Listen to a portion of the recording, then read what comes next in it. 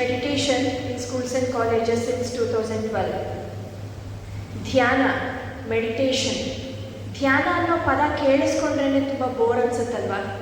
ಒಂದು 60-70 ಇಯರ್ಸ್ ಆದಮೇಲೆ ಮಾಡಿದ್ರೆ ಸಾಕು, ಏನಕ್ಕೆ ಬೇಕು ಅನಿಸುತ್ತೆ, right? Yes or no? Very good, honest answer, so nice of you. My dear friends, meditation practice ಮಾಡಿದ್ರೆ ಬೇಸಿಕ್ಕಾಗಿ ನಮಗೆ ಏನು ಬೆನಿಫಿಟ್ ಆಗುತ್ತೆ ಅಂತ ಕೆಲವು ಎಕ್ಸಾಂಪಲ್ಸನ್ನು ತಿಳ್ಕೊಂಡು ಆಮೇಲೆ ನಾವು ಮಾಡಬೇಕಾ ಬೇಡವಾ ಡಿಸೈಡ್ ಮಾಡೋಣ. ಉದಾಹರಣೆಗೆ ಇಬ್ಬರು ಸ್ಟೂಡೆಂಟ್ಸ್ ಇರ್ತಾರೆ, ಎ ಮತ್ತು ಬಿ ಅಂತ ಸ್ಟೂಡೆಂಟ್ಸ್. ಆ ಇಬ್ಬರು ಸ್ಟೂಡೆಂಟ್ಸು ಸಹ ಎಕ್ಸಾಮಲ್ಲಿ ಫಸ್ಟ್ ಬರಬೇಕು ಅಂತ ತುಂಬ ಟ್ರೈ ಮಾಡ್ತಾ ಇರ್ತಾರೆ. ಲೈಬ್ರರಿ ಎಲ್ಲ ಇನ್ಫಾರ್ಮೇಷನ್ ಗ್ಯಾದರ್ ಮಾಡ್ತಾರೆ, ಟೀಚರ್ಸ್ ಆ್ಯಂಡ್ ಲೆಕ್ಚರರ್ಸಿಂದ ಇನ್ಫಾರ್ಮೇಷನ್ನು ತಗೊಳ್ತಾ ಇರ್ತಾರೆ, ಫುಲ್ಲು ಓದ್ತಾ ಇರ್ತಾರೆ. ಆದರೆ 4 to 5 ಮಾರ್ಕ್ಸ್ ಡಿಫ್ರೆನ್ಸಲ್ಲಿ ಆ ರ್ಯಾಂಕಿಂಗ್ ಅನ್ನೋದು ಅವ್ರಿಗೆ ಮಿಸ್ ಆಗುತ್ತೆ. ಏನೋ ಸ್ಟೂಡೆಂಟ್ ಏನು ಮಾಡ್ತಾರೆ ಅಂದರೆ, ಓಕೆ ಈಗ ಆಗಿದ್ದಾಯಿತು, ನನಗೆ ಇನ್ನೂ ಸಾಕಷ್ಟು ಆಪರ್ಚುನಿಟೀಸ್ ಇದೆ ಅಂತ ಪಾಸಿಟಿವ್ ಆಗಿ ಥಿಂಕ್ ಮಾಡಿ ಮತ್ತೆ ಅವರ ಲೈಫನ್ನು ರೀಸ್ಟಾರ್ಟ್ ಮಾಡ್ತಾರೆ. ಬಿ ಅನ್ನೋ ಸ್ಟೂಡೆಂಟ್ ಏನು ಮಾಡ್ತಾರೆ ಅಂದರೆ, ಅರೆ ನನಗೆ ಮಾಡೋದಕ್ಕೆ ಸಾಧ್ಯ ಆಗಲಿಲ್ವಲ್ಲ, ನಾನು ಅಚೀವ್ ಮಾಡೋಕ್ಕಾಗಲಿಲ್ವಲ್ಲ ಅಂತ ಬೇಜಾರು ಮಾಡಿಕೊಂಡು ಡಿಪ್ರೆಷನ್ಗೆ ಹೋಗಿ ಸೂಸೈಡ್ ಮಾಡ್ಕೊಂಡ್ಬಿಡ್ತಾರೆ. ಈಗ ನಾನು ನಿಮಗೆ ಕೇಳುವ ಒಂದೇ ಒಂದು ಪ್ರಶ್ನೆ ಏನು ಅಂದರೆ, ಆ ಎ ಮತ್ತು ಬಿ ಅನ್ನೋ ಇಬ್ಬರು ಸ್ಟೂಡೆಂಟ್ಸಲ್ಲಿ ಆಗಿರುವ ಒಂದೇ ಒಂದು ಕಾಮನ್ ಥಿಂಗ್ ಏನು? ಒಂದು ಕಾಮನ್ ಥಿಂಗ್, ಅದು ಏನು? ಇಬ್ಬರಲ್ಲೂ ಸೇಮ್ ಆಯಿತು, ಸೇಮ್ ರಿಯಾಕ್ಷನ್ ಆಯಿತು. ಹೇಳಿ, ಪರವಾಗಿಲ್ಲ, ತಪ್ಪಾದರೂ ಇಟ್ಸ್ ಓಕೆ. ಆ ಇಬ್ಬರಲ್ಲೂ ಆಗಿರುವ ಒಂದೇ ಒಂದು ಕಾಮನ್ ಥಿಂಗ್ ಏನು ಅಂತಂದರೆ, ಆ ಪ್ರಸ್ತುತ ಕ್ಷಣದಲ್ಲಿ ಅವರ ಮನಸ್ಸು ಏನು ಹೇಳ್ತೋ ಅದನ್ನೇ ಅಲ್ವಾ ಅವರು ರಿಯಾಕ್ಟ್ ಆಗಿದ್ದು, ಹೌದಾ? ಸೊ ಒಬ್ಬರಿಗೆ ಪಾಸಿಟಿವ್ ಆಗಿ ಅವ್ರನ್ನ ಗೈಡ್ ಮಾಡ್ತು, ಇನ್ನೊಬ್ಬರಿಗೆ ನೆಗೆಟಿವ್ ಆಗಿ ಗೈಡ್ ಮಾಡ್ತು, ರೈಟ್? ನಾವು ಸಹ ನಮ್ಮ ಜೀವನದಲ್ಲಿ ಪ್ರತಿ ಕ್ಷಣ, ಪ್ರತಿ ನಿಮಿಷ ಏನೇ ಡಿಸೈಡ್ ಮಾಡಬೇಕು ಅಂದರೂ ಸಹ ನಮ್ಮ ಮನಸ್ಸಿನ ಮಾತನ್ನು ನಾವು ಕೇಳ್ತೀವಿ. ನಮಗೆ ಅದು ಸರಿ ಅನಿಸಿದ್ರೆ ನಾವು ಮಾಡ್ತೀವಿ, ಇಲ್ಲ ಅಂದರೆ ಮಾಡೋದಿಲ್ಲ. ಅಥವಾ ಬೇರೆಯವರು ಇನ್ಫ್ಲೂಯೆನ್ಸ್ ಮಾಡಿದ್ರೂ ಸಹ ನಮಗೆ ಒಳಗಡೆಯಿಂದ ಮಾಡಬೇಕು ಅಂದ್ರೇ ನಾವು ಮಾಡ್ತೀವಿ, ರೈಟ್? ಸೊ ನಮ್ಮ ಮನಸ್ಸು ಅನ್ನೋದು ನಮ್ಮ ಕಂಪ್ಲೀಟ್ ಲೈಫನ್ನು ಯಾವಾಗಲೂ ರೂಲ್ ಮಾಡುತ್ತೆ. ಮೆಂಟಲ್ ಹೆಲ್ತ್, ಮಾನಸಿಕ ಆರೋಗ್ಯ ಅನ್ನೋದು ತುಂಬ ತುಂಬ ತುಂಬ ಮುಖ್ಯ. ಅದೇ ರೀತಿ ಪ್ರತಿದಿನ ನಾವು ಧ್ಯಾನವನ್ನು ಅಭ್ಯಾಸ ಮಾಡೋದ್ರಿಂದ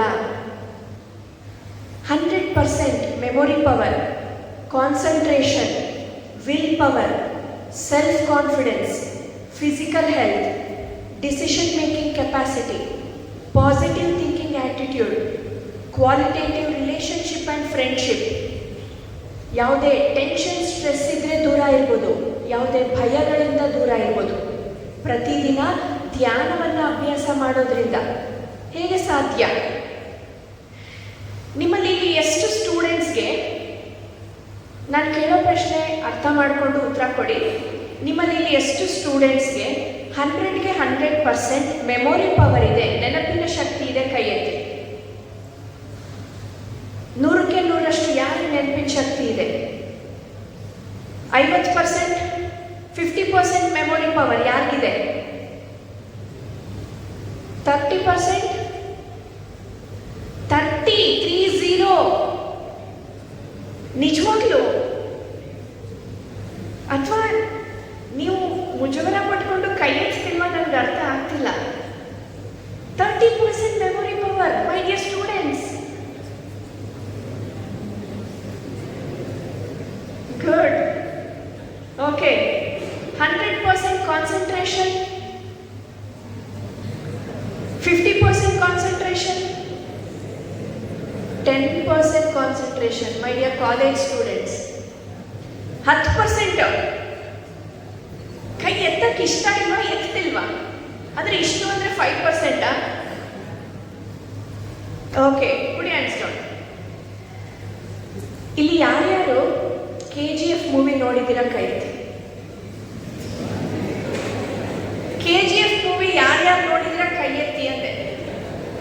ನಿಜ ನೋಡಿಲ್ವಾ? Raise your hand. Good. Put hands down. Kantara,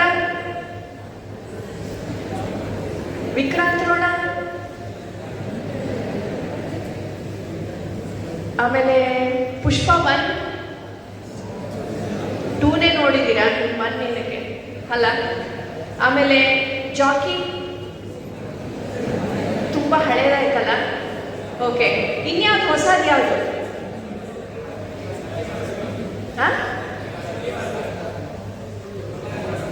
ಒಬ್ಬರು ಹೇಳಿ,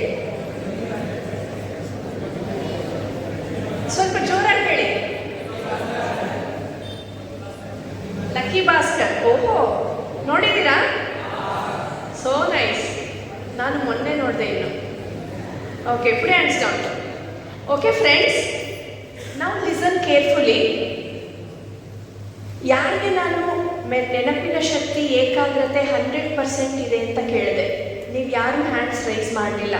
50% ಅಂತೂ ಮಾಡಲಿಲ್ಲ. 30% ಅಂದರೆ ಅಲ್ಲೊಬ್ರು ಇಲ್ಲೊಬ್ರು ಅಷ್ಟೇ.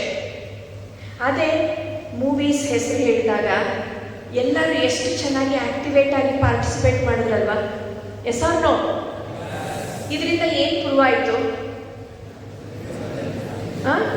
ಏನು ಪ್ರೂವ್ ಆಯಿತು ಇದರಿಂದ?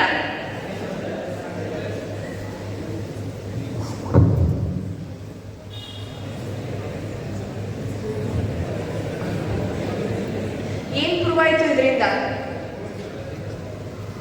ಇದರಿಂದ ಏನು ಪ್ರೂವ್ ಆಯಿತು ಅಂದರೆ, ದಯವಿಟ್ಟು ಗಮನ ಇಟ್ಟು ಕೇಳಿಸ್ಕೊಳ್ಳಿ. ನಿಮ್ಮಲ್ಲಿ ಇಲ್ಲಿರೋ ಪ್ರತಿಯೊಬ್ಬರಿಗೂ ಸಹ 100% ಮೆಮೊರಿ ಪವರ್ ಕಾನ್ಸಂಟ್ರೇಷನ್ ಇದೆ. ಆದರೆ ನಾವು ಅದನ್ನು ಯಾವುದಕ್ಕೆ ಹೇಗೆ ಉಪಯೋಗಿಸ್ಕೊಳ್ಬೇಕು ಅನ್ನೋ ಸರಿಯಾದ ಅರಿವು ಇಲ್ಲ ಅಷ್ಟೇ. ಪ್ರತಿಯೊಬ್ಬರು ದಯವಿಟ್ಟು ಪ್ಲೀಸ್ ಬಿಲೀವ್ ಮೀ, ನಿಮ್ಮಲ್ಲಿರೋ ಪ್ರತಿಯೊಬ್ಬರಿಗೂ ಮೆಮೊರಿ ಪವರ್ ಕಾನ್ಸಂಟ್ರೇಷನ್ ಇದೆ. ಈಗ ನಾನು ಯಾವುದೇ ಒಂದು ನೀವು ನೋಡಿರೋ ಫಿಲಮ್ ಹೆಸರು ಹೇಳಿ, ನಾನು ಆನ್ಸರ್ ಶೀಟ್ಸ್ ಕೊಟ್ಟರೆ ಅಡಿಷ್ನಲ್ ಶೀಟ್ ಮೇಲೆ ಅಡಿಷ್ನಲ್ ಶೀಟ್ ತಗೊಂಡು ಸಮ್ಮರಿ ಬರೀತೀವಿ, ರೈಟ್? ಹೌದಾ? ಎಸ್. ಅದೇ ಲಾಸ್ಟ್ ವೀಕ್ ನಮ್ಮ ಟೀಚರ್ಸ್ ಹೇಳ್ಕೊಟ್ಟಿರೋ ಪಾಠಗಳು ಇಲ್ಲ. ಏನಕ್ಕೆ ಆ ರೀತಿ ಆಗುತ್ತೆ? ಬಿಕಾಸ್ ಲ್ಯಾಕ್ ಆಫ್ ಏನು ಕಡಿಮೆ ಆಗಿರುತ್ತೆ? ಇಂಟ್ರೆಸ್ಟ್. Okay, lack of. ಆಮೇಲೆ standard answer lack of concentration. ನನಗೆ ಕಾನ್ಸಂಟ್ರೇಷನ್ ಇಲ್ಲ, ನನಗೆ ಮೆಮೊರಿ ಪವರ್ ಇಲ್ಲ, ಅದಕ್ಕಾಗಿ ನನಗೆ ನೆನಪಿರಲ್ಲ, ನನಗೆ ಎಕ್ಸಾಮ್ ಕಡಿಮೆ. ಹೌದಾ ಸ್ನೇಹಿತರೆ? ನಿಜವಾಗ್ಲೂ ನಿಮಗೆ ನೆನಪಿನ ಶಕ್ತಿ ಏಕಾಗ್ರತೆ ಕಡಿಮೆ ಇದ್ದರೆ ನಿಮಗೆ ಯಾವುದೂ ನೆನಪಿರಬಾರ್ದು. ಈವನ್ ಮೂವೀಸು ಸಹ ನಿಮಗೆ ನೆನಪಿರಬಾರ್ದು. ಆದರೆ ನಿಮಗೆ ಮೂವೀಸ್ ನೆನಪಿದೆ ಅಂತ ಆದಮೇಲೆ ನಿಮಗೆ ನೆನಪಿನ ಶಕ್ತಿ ಏಕಾಗ್ರತೆಯ ಕೊರತೆ ಖಂಡಿತವಾಗ್ಲೂ ಇಲ್ಲ. ಆದರೆ ಏನೆಲ್ಲಿ ಕಡಿಮೆ ಆಗಿದೆ ಅಂದರೆ ಫೋಕಸ್. ಇಂಟ್ರೆಸ್ಟು ಸಹ ಅಲ್ಲ. ಇಂಟ್ರೆಸ್ಟ್ ಇಲ್ಲದೆ ಇರೋ ಮೂವಿಯನ್ನು ಸಹ ನಾವು ನೋಡ್ತೀವಿ, ಅದು ನಮಗೆ ನೆನಪಿರುತ್ತೆ. ಹೌದಾ? ಒಂದು ಅರ್ಧ ಫಿಲಮ್ ನೋಡಿರ್ತೀವಿ, ಇಂಟ್ರೆಸ್ಟ್ ಇರಲ್ಲ, ಆದರೂ ನೋಡ್ತೀವಿ. But still we can able to remember and recollect, right? ಏನಕ್ಕೆ ಚೆನ್ನಾಗಿಲ್ಲ ಅಂತ ಡಿಬೇಟ್ ಮಾಡ್ತೀವಿ. ಹೌದಾ? ಸೊ ಮೈ ಡಿಯರ್ ಫ್ರೆಂಡ್ಸ್, ದಯವಿಟ್ಟು ಅರ್ಥ ಮಾಡ್ಕೊಳ್ಳಿ. ನಿಮ್ಮಲ್ಲಿ ಇಲ್ಲಿರೋ ಪ್ರತಿಯೊಬ್ಬರಿಗೂ ಸಹ 100ಕ್ಕೆ 100% ನೆನಪಿನ ಶಕ್ತಿ ಏಕಾಗ್ರತೆ ಇದೆ.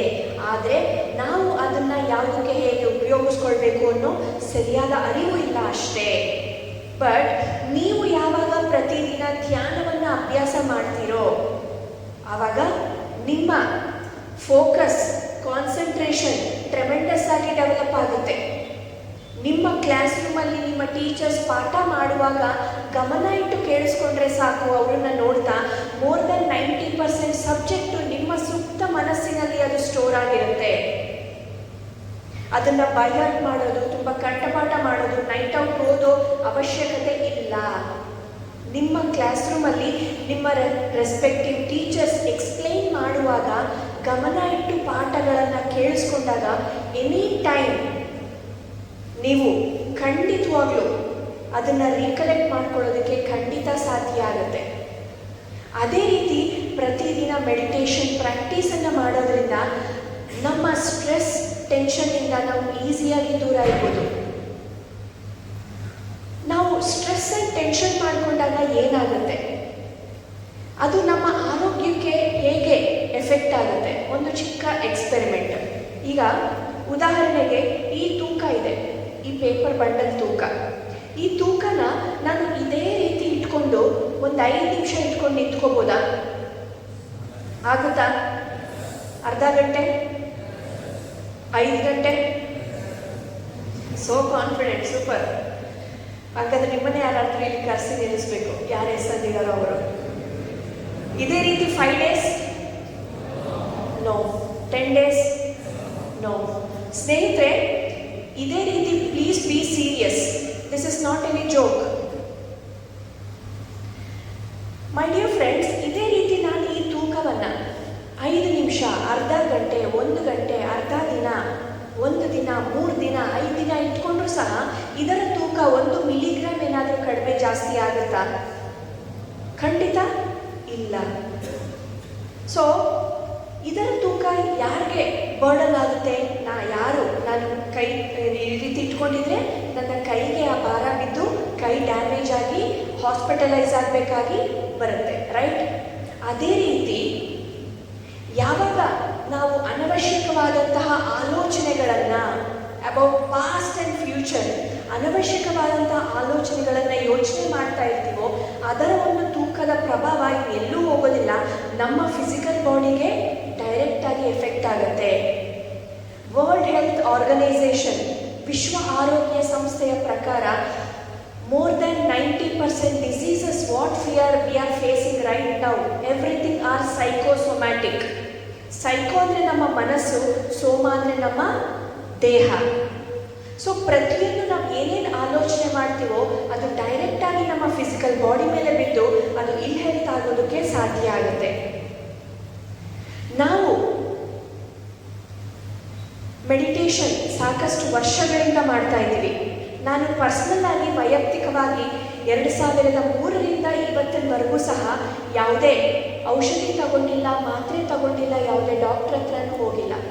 ಆ್ಯಂಡ್ ಇವನ್ ಕೃಷ್ಣಪ್ಪ ಸರ್ ಅವರು ಸಹ ಸಾಕಷ್ಟು ವರ್ಷಗಳಿಂದ ಧ್ಯಾನ ಮಾಡ್ತಾ ಇದ್ದಾರೆ. ಯಾವುದೇ ಔಷಧಿ ಮಾತ್ರೆ ಇಲ್ಲದೆ, ವೈದ್ಯರ ಸಹಾಯ ಇಲ್ಲದೆ ಹೇಗೆ ನಮ್ಮ ಆರೋಗ್ಯವನ್ನು ನಾವು ಕಾಪಾಡ್ಕೊಳ್ಳೋದಕ್ಕೆ ಸಾಧ್ಯ ಆಗಿದೆ ಅಂದರೆ ಕೇವಲ ಧ್ಯಾನ ಶಕ್ತಿ.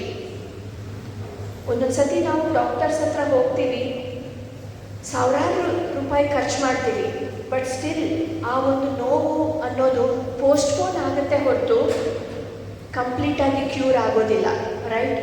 ಸೊ ನೀವು ಯಾವಾಗ ಮೆಡಿಟೇಷನ್ ಪ್ರಾಕ್ಟೀಸ್ ಮಾಡ್ತೀರೋ, ಕಾಮನ್ ಕೋಲ್ಡಿಂದ ಕ್ಯಾನ್ಸರ್ವರೆಗೂ, BP-ಯಿಂದ ಬ್ರೈನ್ ಟ್ಯೂಮರ್ವರೆಗೂ ಎಲ್ಲ ರೀತಿಯಾದಂಥ ಅನಾರೋಗ್ಯದ ಸಮಸ್ಯೆಗಳಿಂದ ದೂರ ಇರೋದಕ್ಕೆ ಸಾಧ್ಯ ಆಗುತ್ತೆ. ಪ್ರತಿದಿನ ಧ್ಯಾನವನ್ನು ಅಭ್ಯಾಸ ಮಾಡೋದ್ರಿಂದ ಡಿಸಿಷನ್ ಮೇಕಿಂಗ್ ಕೆಪಾಸಿಟಿಯನ್ನು ಟ್ರೆಮೆಂಡಸ್ ಆಗಿ ತಗೊಳ್ಬೋದು.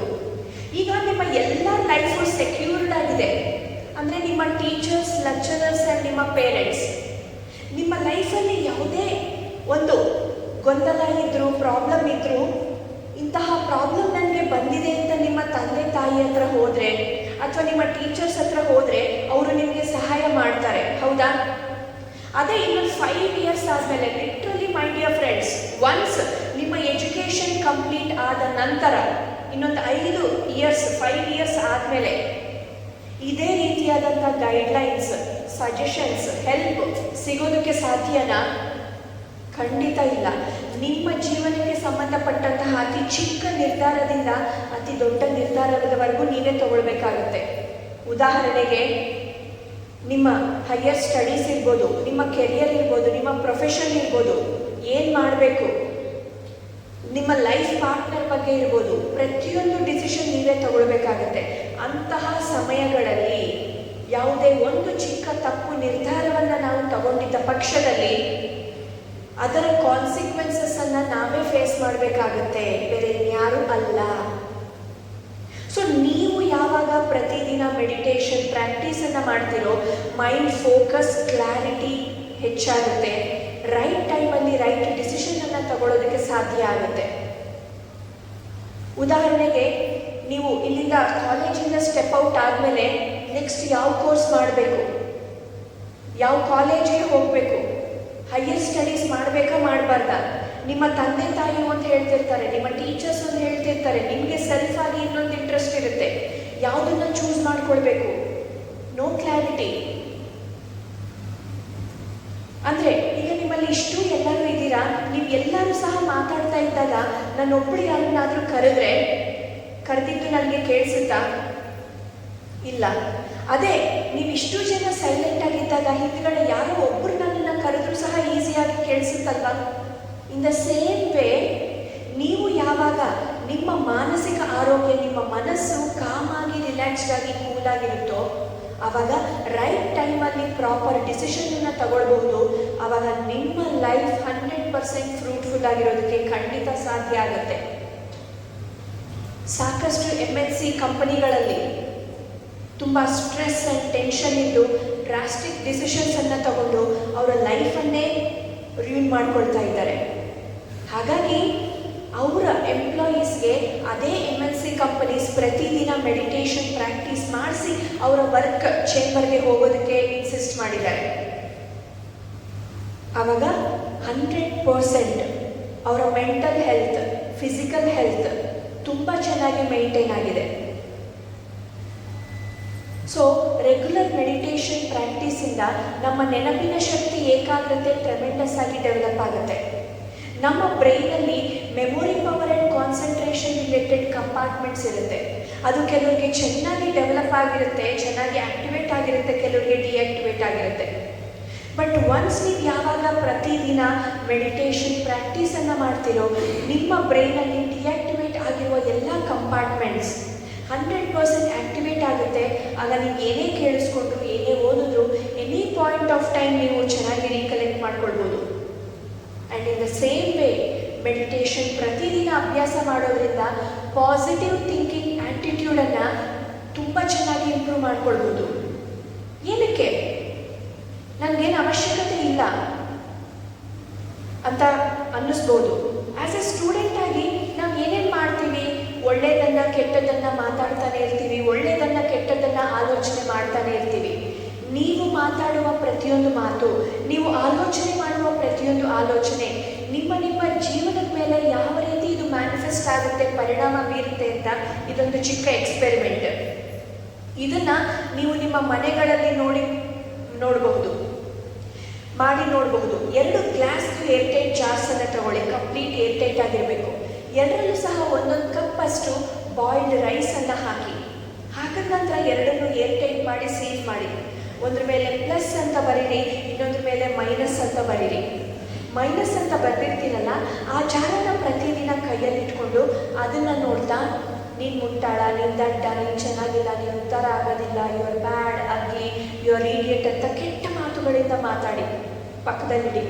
ಪ್ಲಸ್ ಅಂತ ಬರೆದಿರ್ತೀರಲ್ಲ, ಆ ಜಾರನ ಪ್ರತಿದಿನ ಕೈಯಲ್ಲಿ ಇಟ್ಕೊಂಡು ಅದನ್ನು ನೋಡ್ತಾ, ನೀನು ತುಂಬ ಚೆನ್ನಾಗಿದೆಯಾ, ನೀನು ತುಂಬ ಸುಂದರವಾಗಿದೆಯಾ, I like you, you are very beautiful, you have great energies ಅಂತ ಒಳ್ಳೆ ಮಾತುಗಳಿಂದ ಮಾತಾಡಿ.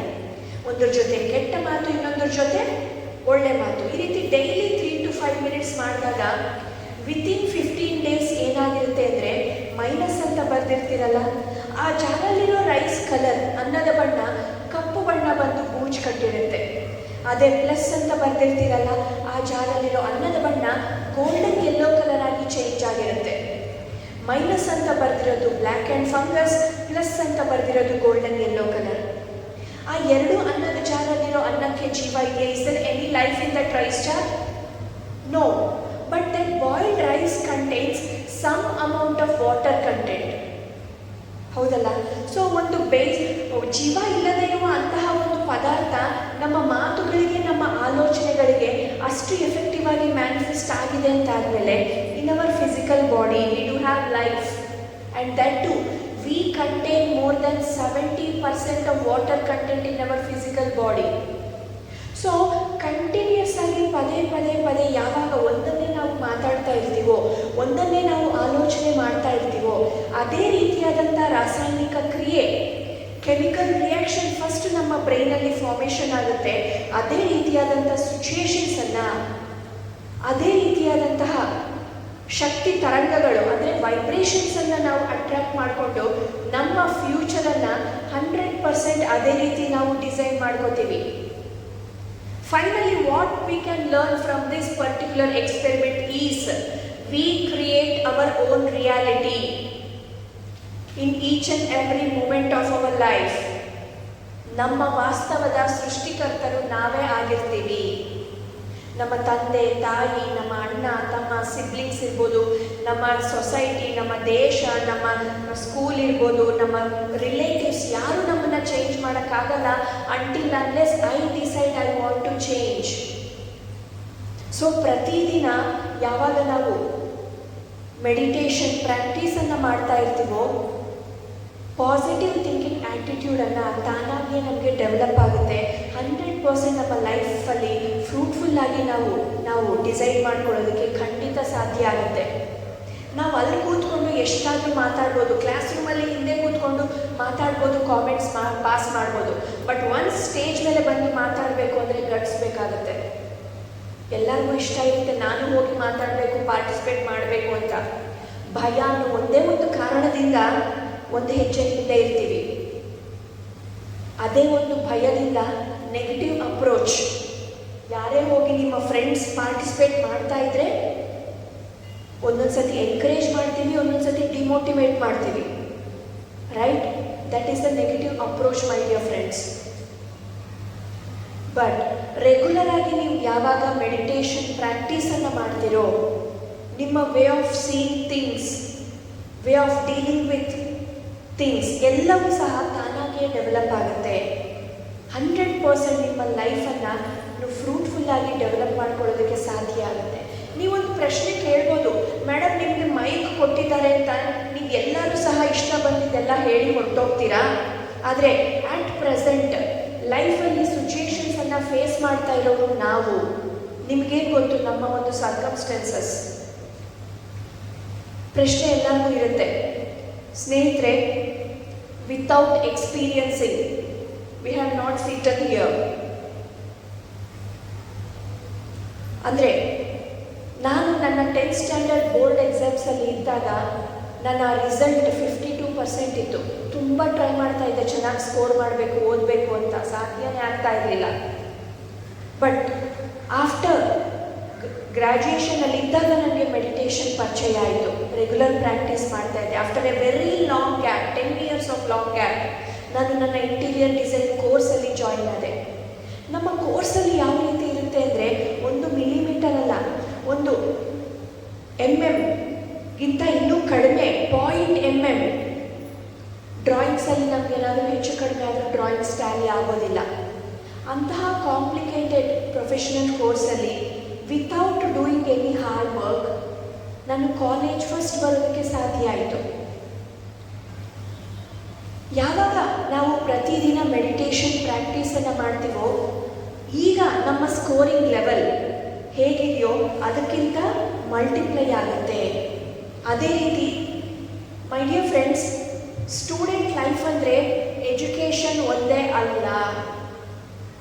ಸ್ಟೂಡೆಂಟ್ ಲೈಫ್ ಅಂದರೆ ಎಜುಕೇಷನ್, ಎಕ್ಸಾಮಿನೇಷನ್, ಎಂಟರ್ಟೈನ್ಮೆಂಟ್, ಎಂಜಾಯ್ಮೆಂಟ್ 4 ಸಹ ಈಕ್ವಲ್ ಆಗಿರಬೇಕು.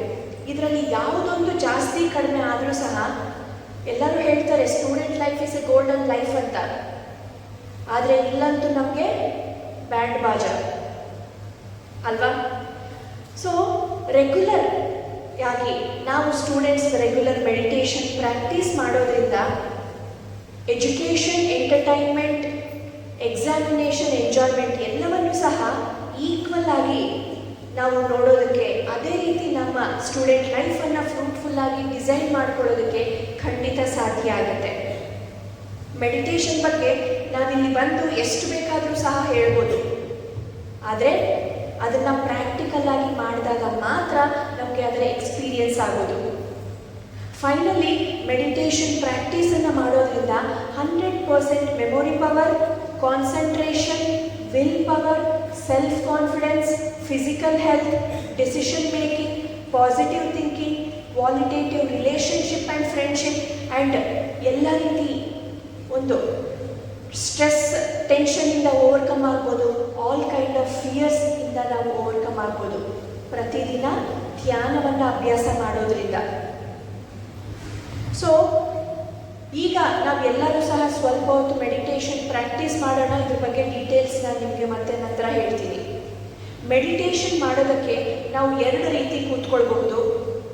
ಕ್ಲಾಸ್ ರೂಮ್ಸಲ್ಲಿ ಚೇರ್ಸ್ ಡೆಸ್ಕ್ ಇದ್ದಾಗ ಕಾಲನ್ನು ಆ ಕಡೆ ಒಂದು ಈ ಕಡೆ ಒಂದು ಕ್ರಿಸ್ ಕ್ರಾಸ್ ಆಗಿ ಇಟ್ಕೋಬೇಕು.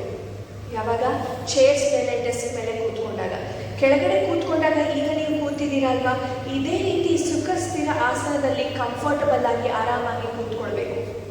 ಕೈಗಳು ಯಾವ ರೀತಿ ಇರಬೇಕು, ಎಲ್ಲ ಬೆರಳು ಲಾಕ್ ಮಾಡಿಕೊಂಡು ನಿಮ್ಮ ತೊಡೆ ಮೇಲೆ ಇಟ್ಕೊಳ್ಳಿ, on your lap. Okay, sit comfortably, ಒಬ್ರಿಗೊಬ್ರು ಟಚ್ ಆಗಬಾರ್ದು. I request not to talk with each other. ತಲೆ ಬಗ್ಸಿ ಮಾತಾಡೋದಿರ್ಬೋದು, ಈ ರೀತಿ ಎಲ್ಲ ಬೇಡ. If you have no interest, no complaints, you can go out. But once ನೀವು ಕೂತ್ಕೊಳ್ತೀನಿ ಅಂತ ಕಮೆಂಟ್ ಆದಮೇಲೆ no disturbance and no distractions.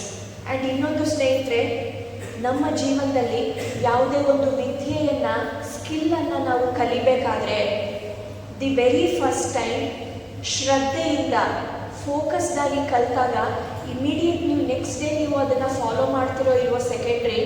But ಆ ಸೇಮ್ ಸ್ಕಿಲ್ ನಿಮ್ಮ ಲೈಫಲ್ಲಿ ಯಾವುದೇ ಒಂದು ಹಂತದಲ್ಲೂ ಸಹ ಅದು ನಿಮ್ಮನ್ನು ಕಾಪಾಡುತ್ತೆ. Any time you can utilise the same skill. So ಒಂದು ಸರ್ತಿ ಯಾವುದೇ ಒಂದು ವಿದ್ಯೆಯನ್ನು, ಸ್ಕಿಲ್ಲನ್ನು ಕಲಿಯುವಾಗ, it might be meditation, yoga, ನಿಮ್ಮ academic subjects, sports, dance, drama, colouring, painting, whatever it may be, anything. The very first time ನೀವು ಪ್ರಾಪರಾಗಿ ಕಲಿತಾಗ ಆ ಒಂದು ಕಂಪ್ಲೀಟ್ ವಿಸ್ಡಮ್ ನಿಮ್ಮದಾಗುತ್ತೆ. ಆ್ಯಂಡ್ ಯಾವುದೇ ಒಬ್ಬ ಟೀಚರ್, ಲೆಕ್ಚರರ್, ರಿಸೋರ್ಸ್ ಪರ್ಸನ್ ಇರ್ಬೋದು, ಫಸ್ಟ್ ಟೈಮ್ ಎಕ್ಸ್ಪ್ಲೈನ್ ಮಾಡುವಾಗ complete ವಿಸ್ಡಮನ್ನು ಧಾರೆ ಎಳಿತಾರೆ. So please do take advantage and do learn all the things in your student life. ಕೈಗಳನ್ನು ಲಾಕ್ ಮಾಡಿ ನಿಮ್ಮ ತೊಡೆ ಮೇಲೆ ಇಟ್ಕೊಳ್ಳಿ, ಆರಾಮಾಗಿ ಕುಳಿತುಕೊಳ್ಳಿ. ಬಾಡಿಯನ್ನು ತುಂಬ ಟೈಟಾಗಿ ಸ್ಟಿಫಾಗಿ ಇಟ್ಕೋಬೇಡಿ. ನಾವು ಕಣ್ಣು ಮುಚ್ಕೊಂಡು ಏನು ಮಾಡಬೇಕು ಧ್ಯಾನ ಮಾಡುವಾಗ ಅಂದರೆ, ನೀವು ನಿಮ್ಮ ಕಣ್ಣುಗಳನ್ನು ಮುಚ್ಕೊಂಡು ನಿಮ್ಮ ಸಹಜವಾದ ಸ್ವಾಭಾವಿಕವಾದ ಉಸಿರಾಟವನ್ನಷ್ಟೇ ಗಮನಿಸಬೇಕು. ನೀವು ಎಲ್ಲರೂ ಸಹ ಈಗ ನನ್ನ ಮಾತು ಕೇಳಿಸ್ಕೊಂಡು ಉಸಿರಾಡ್ತಾ ಇದ್ದೀರಲ್ವಾ, ಅದೇ ಸಹಜವಾದ ಉಸಿರಾಟದ ಕ್ರಿಯೆಯನ್ನು ಕಣ್ಣು ಮುಚ್ಕೊಂಡು ಯಾವ ರೀತಿ ಉಸಿರು ತಗೋತಾ ಇದ್ದೀವಿ, ಹೇಗೆ ಬಿಡ್ತಾ ಇದ್ದೀವಿ, ಹೇಗೆ ತಗೋತಾ ಇದ್ದೀವಿ, ಹೇಗೆ ಬಿಡ್ತಾ ಇದ್ದೀವಿ ಅನ್ನೋದನ್ನಷ್ಟೇ ಗಮನಿಸಬೇಕು. ಆ ರೀತಿ ಗಮನಿಸ್ತಾ ಇದ್ದಾಗ ಏನಾಗುತ್ತೆ ಅಂದರೆ, ಇಲ್ಲಿ ನಮಗೆಲ್ಲರಿಗೂ ಸಹ ಕಾಸ್ಮಿಕ್ ಚಾನಲ್ಸ್ ಅಂತ ಇರುತ್ತೆ. ಸಂಸ್ಕೃತದಲ್ಲಿ ಅದನ್ನು ಬ್ರಹ್ಮರಂಧ್ರ ಅಂತ ಕರಿತೀವಿ. ಇಲ್ಲಿರುವ ಈ ಒಂದು ಕಾಸ್ಮಿಕ್ ಚಾನಲ್ಸ್ ಓಪನ್ ಆಗಿ ಅಲ್ಲಿಂದ ನಮ್ಮ ಬಾಡಿಯಲ್ಲಿ ಮೋರ್ ದ್ಯಾನ್ 2,72,000 ನಾಡೀಸ್ ಅಂದರೆ ಎನರ್ಜಿ ಟ್ಯೂಬ್ಸ್ ಇರುತ್ತೆ. ಪ್ರತಿಯೊಂದು ಎನರ್ಜಿ ಟ್ಯೂಬ್ ನಮ್ಮ ಬ್ರೈನಲ್ಲಿರುವ ನ್ಯೂರಲ್ ನೆಟ್ವರ್ಕ್, ನಮ್ಮ ಫಿಸಿಕಲ್ ಬಾಡಿಯಲ್ಲಿರುವ ಇಂಟರ್ನಲ್ ಎಕ್ಸ್ಟರ್ನಲ್ ಆರ್ಗನ್ಸ್ ಎಲ್ಲದಕ್ಕೂ ಸಹ ನಾವು ವಿಶ್ವ ಪ್ರಾಣಶಕ್ತಿಯನ್ನು ಪಡ್ಕೊಳ್ತೀವಿ. ಏನಿದು ವಿಶ್ವ ಪ್ರಾಣಶಕ್ತಿ? ಸ್ನೇಹಿತರೆ, ಫಸ್ಟ್ 2 ಪೀರಿಯಡ್ಸ್ ನೀವು ಸ್ಕೂಲ್ ಆ್ಯಂಡ್ ಕಾಲೇಜ್ಗೆ ಬಂದಿರ್ತೀರ. ನಿಮ್ಮ ಮೈಂಡ್ ಆ್ಯಂಡ್ ಬಾಡಿ ಫ್ರೆಶ್ ಆಗಿ ಎನರ್ಜೆಟಿಕ್ ಆಗಿರುತ್ತೆ. ಮಧ್ಯಾಹ್ನ ಆಗ್ತಾ ಆಗ್ತಾ ಟಯರ್ಡ್ ಆಗುತ್ತೆ. ಸಂಜೆಗೆ ಫುಲ್ ಎಕ್ಸಾಸ್ಟ್ ಆಗಿರ್ತೀರ. ಬೆಳಿಗ್ಗೆ ಮಾತ್ರ ಏನಕ್ಕೆ ನಾವು ಎನರ್ಜೆಟಿಕ್ ಆಗಿರ್ತೀವಿ ಅಂತಂದರೆ, ರಾತ್ರಿ ಎಲ್ಲ ಮಲಗಿದ್ದು ಎದ್ದಿರ್ತೀವಿ. ಸೊ ಮಲಗಿರುವ ಸಮಯದಲ್ಲಿ ಏನಾಗುತ್ತೆ ಅಂತಂದರೆ, ನಾವು ಆಲೋಚನಾ ರಹಿತ ಸ್ಥಿತಿಯಲ್ಲಿರ್ತೀವಿ. ಯಾವಾಗ ಆಲೋಚನಾ ರಹಿತ ಸ್ಥಿತಿಯಲ್ಲಿರ್ತೀವೋ ಯಥೇಚ್ಛವಾಗಿ ನಾವು ವಿಶ್ವ ಪ್ರಾಣಶಕ್ತಿಯನ್ನು ಪಡ್ಕೊಳ್ತೀವಿ. 1 ಗಂಟೆಯ ಧ್ಯಾನ 6 ಗಂಟೆ ನಿದ್ದೆ ಶಕ್ತಿಗೆ ಸಮಾನ. ಓಕೆ, ಸೊ ಈಗ ನಾವು ಮೆಡಿಟೇಷನ್ ಪ್ರಾಕ್ಟೀಸ್ ಮಾಡೋಣ. Once again I want to clarify you, meditation does not belongs to any colour, caste, religion or creed or any nationality. ಧ್ಯಾನ ಯಾವುದೇ ಜಾತಿ, ವರ್ಗ, ಮತ, ದೇಶ, ಭಾಷೆ, ಪಂಗಡ ಯಾವುದಕ್ಕೂ ಸಹ ಸೀಮಿತವಾದದ್ದಲ್ಲ. Each and every human being is eligible to practise meditation. ನನಗೂ ನಿಮಗೂ ಬೇರೆ ಸನ್ಲೈಟ್ ಇದೆಯಾ? ನೋ. ನನಗೂ ನಿಮಗೂ ಬೇರೆ ರೀತಿಯಾದಂಥ ಆಕ್ಸಿಜನ್ ಗಾಳಿ ಇದೆಯಾ? No. In the same way, meditation is also universal. And advance wishes ಎಲ್ಲರಿಗೂ ಸಹ ಡಿಸೆಂಬರ್ 21 ವಿಶ್ವ ಧ್ಯಾನ ದಿನ ಘೋಷಣೆ ಆಗ್ತಾ ಇದೆ. ಸೊ ಅದಕ್ಕೂ ಮುಂಚೆ ನೀವು ಧ್ಯಾನವನ್ನು ಕಲಿತಾ ಇದ್ದೀರಾ. ಸೊ ಎಲ್ಲರಿಗೂ ಸಹ ಅಡ್ವಾನ್ಸ್ ವಿಶಸ್. ಈಗ ನಾವೆಲ್ಲರೂ ಸ್ವಲ್ಪ ಹೊತ್ತು ಧ್ಯಾನವನ್ನು ಅಭ್ಯಾಸ ಮಾಡೋಣ.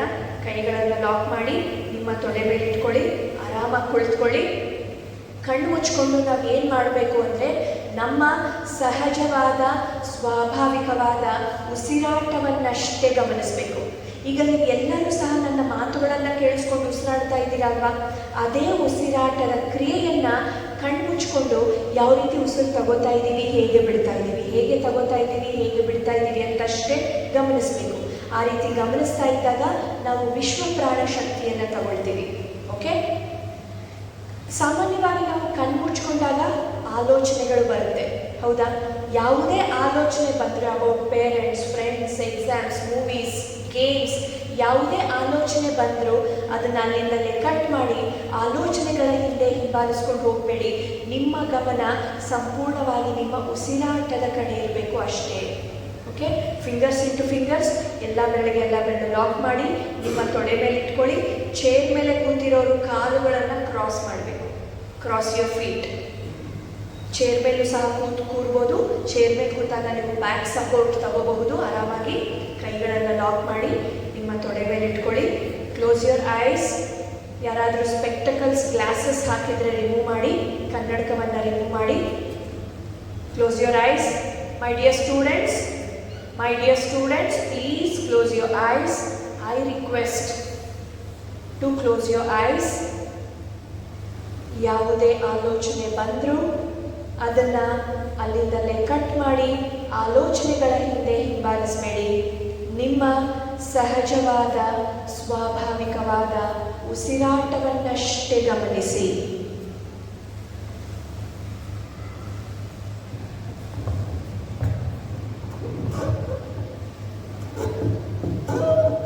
ಧ್ಯಾನದ ಸಮಯದಲ್ಲಿ ಯಾವುದೇ ಮಂತ್ರ, ಜಪ, ದೈವಿ ಕಲ್ಪನೆ ಅಥವಾ ನಾಮಸ್ಮರಣೆಗಳ ಅವಶ್ಯಕತೆ ಇಲ್ಲ. ಧ್ಯಾನದ ಸಮಯದಲ್ಲಿ ಯಾವುದೇ ಮಂತ್ರ, ಜಪ, ದೈವಿ ಕಲ್ಪನೆ ಅಥವಾ ನಾಮಸ್ಮರಣೆಗಳ ಅವಶ್ಯಕತೆ ಇಲ್ಲ. ಧ್ಯಾನದ ಸಮಯದಲ್ಲಿ ಯಾವುದೇ ಮಂತ್ರ, ಜಪ, ದೈವಿ ಕಲ್ಪನೆ ಅಥವಾ ನಾಮಸ್ಮರಣೆಗಳ ಅವಶ್ಯಕತೆ ಇಲ್ಲ. ನಿಮ್ಮ ಸಹಜವಾದ ಸ್ವಾಭಾವಿಕವಾದ ಉಸಿರಾಟವನ್ನಷ್ಟೇ ಗಮನಿಸಿ. ಸಂಗೀತ ನಾದದ ಜೊತೆ ಧ್ಯಾನ ಮಾಡೋದ್ರಿಂದ 3ರಷ್ಟು ಅಧಿಕ ಶಕ್ತಿಯನ್ನು ಪಡೆದುಕೊಳ್ಳಬಹುದು.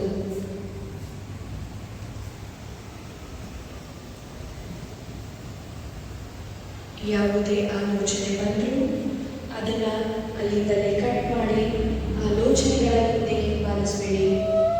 ನಿಮ್ಮ ಸಹಜವಾದ ಸ್ವಾಭಾವಿಕವಾದ ಉಸಿರಾಟವನ್ನಷ್ಟೇ ಗಮನಿಸಿ.